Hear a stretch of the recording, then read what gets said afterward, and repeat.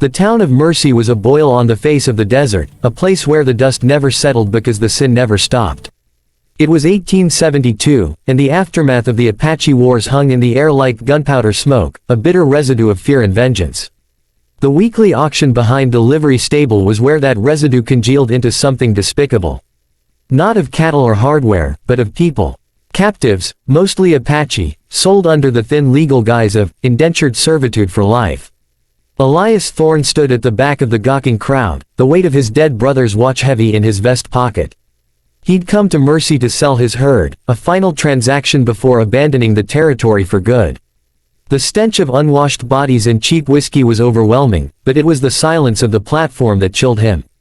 A woman was being shoved forward by a grimy auctioneer named Haggard. She was Apache, perhaps in her late 20s, though hardship had carved lines of timeless resilience into her face. Her hands were bound with rawhide, but her posture was straight as a lodgepole pine.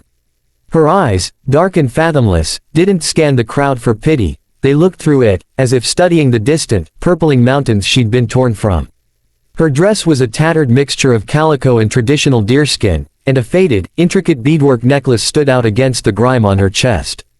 "Now here's a fine, strong one," Haggard crowed, yanking her arm. She didn't stumble. "Broke into domestic work, more or less. We'll make a decent field hand or household servant. We start the bidding at $50. A leering miner shouted 40. A rancher bid 45. The woman's eyes met Elias's for a fleeting second. In them, he saw no plea, only a profound and weary warning.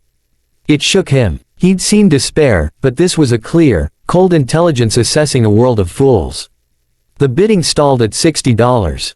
As Haggard raised his gavel, Elias heard his own voice, rough and unfamiliar to his own ears. 70. Heads turned. The woman's gaze locked on him again, more intensely. Haggard's face split into a yellow grin. 70. I have 70. Do I hear 80? The rancher shook his head. The miner spat. Ain't worth it, stranger. Stubborn as a mule and mute as a post. Got her from a raid up near the Salt River Canyon. She's more trouble than she's worth. Sold. To the gentleman in the duster. Haggard slammed the gavel. Elias moved forward, his boot heels loud on the hard-packed dirt. As he counted out the money, the price of 2 good horses, he approached the platform. Haggard unbound her hands with a smirk, shoving her toward the edge. "She's all yours. Good luck." Elias reached out a hand to help her down. She ignored it, stepping down lightly on her own. She stood before him, close enough for him to see the faint scar along her jawline, the quiet defiance in the set of her mouth. She spoke then, for the first time, her voice low and husky, yet clear. It was not the language of her people, but precise, accented English. "You are a fool," she said, the words flat and final. "Do not waste your money on me. I will not cook for you. I will not clean your lodge. I will not warm your bed. I will run at the first scent of the high desert wind. I will take your best horse and your knife, and I will leave you with nothing but this regret." The crowd, lingering to see the drama, chuckled. Elias felt a flush creep up his neck, not of embarrassment, but of a sudden, clarifying anger, not at her, but at the whole wretched scene. He met her warning stare. "I didn't buy you for any of those things," he said, his voice low. "The money's spent. Let's go." He turned and walked toward the livery, not looking back. For a long moment, he wondered if she would simply melt into the alleyways. Then he heard the soft, determined tread of her moccasins behind him, keeping a precise 10 paces of distance. He saddled his bay gelding and untied a steady, older mare he'd brought as a pack animal. "You can ride the mare," he said, handing her the reins. She looked at the horse, then at him, suspicion a living thing between them. "You would give me a horse. Now you are a fool twice over." "Walking would slow me down," Elias replied, mounting up. "I have a ranch. A day and a half's ride from here. That's where we're going." "We are not going anywhere," she stated, but she took the reins and, with an effortless grace that spoke of a life in the saddle, swung onto the mare's back. She didn't ask the ranch's name, or his. She simply positioned herself beside him, her eyes already scanning the horizon, the escape routes, the layout of the land as they moved out of Mercy and into the vast, open scrubland. The silence between them was not companionable, it was a taut wire, vibrating with unspoken history and mutual distrust. Elias had paid for a slave, but he had seemingly acquired a wary, hostile queen, and he had no idea what he would do with her when they got home. They rode north, leaving the foul gravity of mercy behind. The desert unfolded around them, a great, breathing expanse of ochre, sage, and red rock. Elias set a steady pace, his eyes habitually scanning the draws and ridgelines, a holdover from his days as an army scout. Now, he scanned them with double the intensity, aware that the woman beside him was doing the same, likely for very different reasons. She had given no name. He decided to think of her as Sola, for the solitary, unyielding aura she carried. She rode with a natural, fluid connection to the horse, her body reading the land through the animal's movements. She never asked for water, but when he stopped at a seep spring and offered his canteen, she drank deeply before tending to the mare, checking its hooves with a practiced eye. As the sun reached its zenith, burning the color out of the sky, she finally broke the silence, not with a question but with an observation. You do not sit the saddle like a rancher. You sit like a scout. You look at the land like it has tried to kill you before. Elias glanced at her, surprised. It has. And I was. A scout. For the army. A faint, cold smile touched her lips. Then you have helped make women like me. You helped clear the land for towns like that one. Why do you now buy one of the people you helped clear? Her words were a scalpel, precise and merciless. Elias wrestled with the truth. The easy answer, pity, felt insulting, even to him. The war's over for me, he said finally. Has been for years. What I saw, what I did, it curdled something inside. I bought cattle land, thinking I could leave it behind. But it follows a man. I saw you on that block, and I didn't see a servant. I saw a prisoner of a war I'm sick of.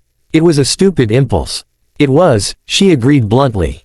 An expensive one. You have not answered what you intend to do with me. I don't know, he admitted, the honesty ripped from him by her directness. Give you a place to be. Until you decide where else to go. She snorted, a sound of pure derision. A place to be. You mean a cage with a view. You think kindness will tame me. You think a full belly and a soft bed will make me forget my name, my people, the smell of the smoke when your soldiers burned our winter stores. Her words were arrows, each finding a mark. He had been at such a burning, a memory he kept locked in a dark room of his mind. He didn't defend himself. There was no defense. No, he said quietly. I don't think that. They made camp that night in a shallow box. Canyon. Elias built a small fire, cooked beans and salt pork. She accepted a plate but ate little, preferring a piece of dried venison she produced from a small pouch tied at her waist, the last remnant of her old life. As the fire died to embers, he tossed her a blanket and moved to the far side of the firebed, rolling himself in his bedroll, his back to her. He left his rifle in its scabbard, propped against his saddle. A test. An invitation. The night was immense, filled with the chatter of coyotes and a billion stars. Elias lay awake, listening. He heard the soft rustle of her blanket. He heard her stand. His muscles tensed, but he didn't move. He heard her footsteps approach his side of the fire, stop near the rifle. He held his breath. A long moment passed. Then the footsteps receded. She did not take the rifle. She did not take the horses, though he'd left them picketed loosely. She simply returned to her blanket. From the darkness, her voice came again, softer now, stripped of some of its hostility, filled with a weary grief. My name is Sansire. It means, morning star. My daughter was called Kiatan, dancing feather. She was 6 winters. She did not survive the raid where I was taken. She is buried in the canyon of the singing rocks. She spoke not to him, he realized, but to the night, to the stars that were her namesake. It was not a gift of trust, but a declaration of identity, a refusal to let her story be erased. Elias stared into the dark, his throat tight. I am Elias Thorne. My brother was Samuel. He didn't survive the war either. He's buried back in Missouri.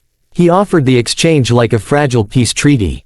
Silence settled again, but the wire between them had hummed with a new, painful frequency.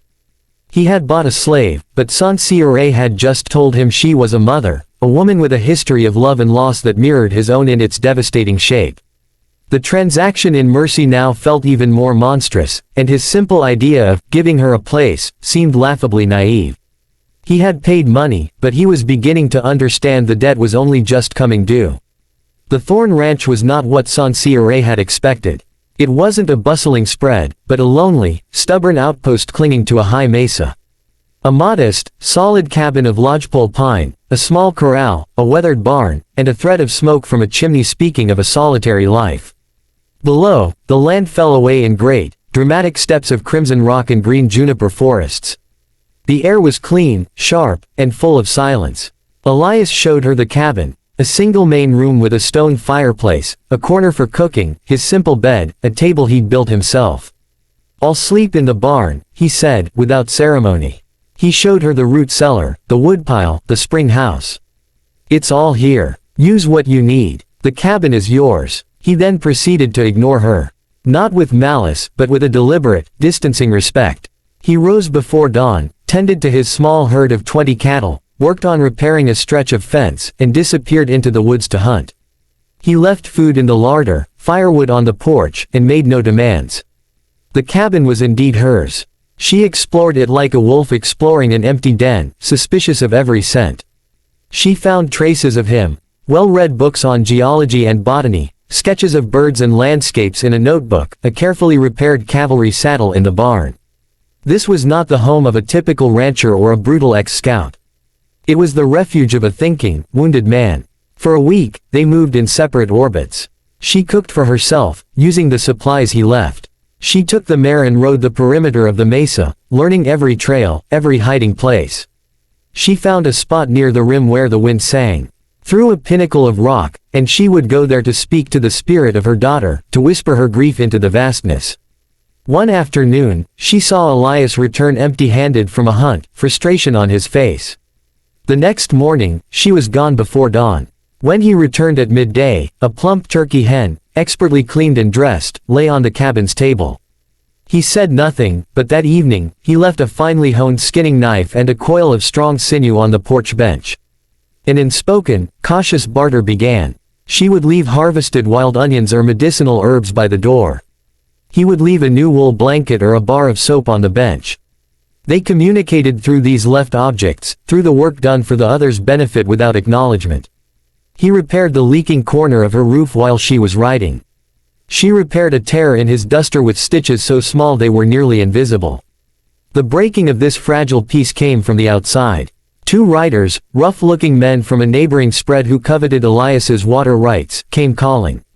They found Elias at the corral, Saint-Cyr watching from the cabin doorway. "Heard you got yourself a new squaw, Thorn," one leered, dismounting. "Mighty fancy. Maybe you'd consider trading her for a clear title to that spring." Elias's face went still and cold. "Get off my land." The second man, emboldened by whiskey, took a step toward the cabin. "Ah, let's have a look at the merchandise." What happened next was a blur. Elias moved, but Saint-Cyr was faster. She didn't cry out. She simply stepped fully onto the porch, the skinning knife appearing in her hand as if conjured. She didn't hold it like a threat, she held it like a fact, her body coiled into a stance of lethal readiness. Her eyes, fixed on the approaching man, held a promise of such swift, certain violence that he stopped dead.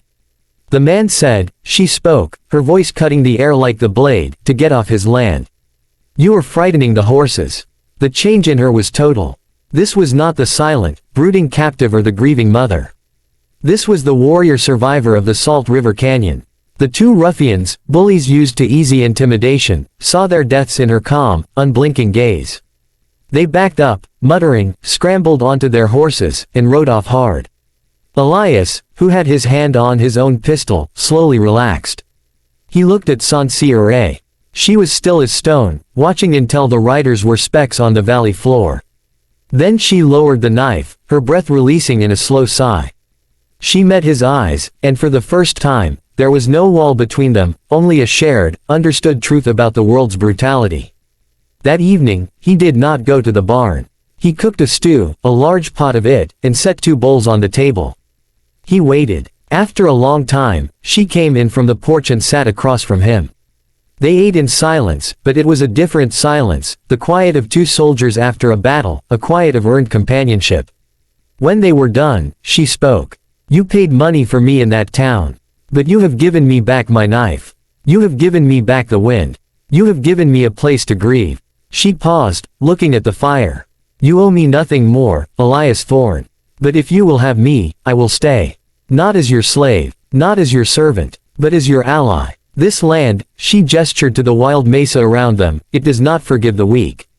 It needs more than one set of eyes to watch for danger." Elias looked at this woman, Morning Star, who had lost everything yet retained an unbreakable core of strength.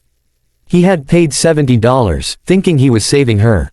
He realized now she had just agreed to save him, to stand guard with him against the loneliness and the harshness of the world they were both trapped in. "I would be honored to have an ally, Sansire," he said, the name feeling sacred on his tongue. She gave a single, slow nod. The transaction was finally, truly complete. The cowboy had paid and taken her home, and in doing so, against all odds, they had built something that resembled one.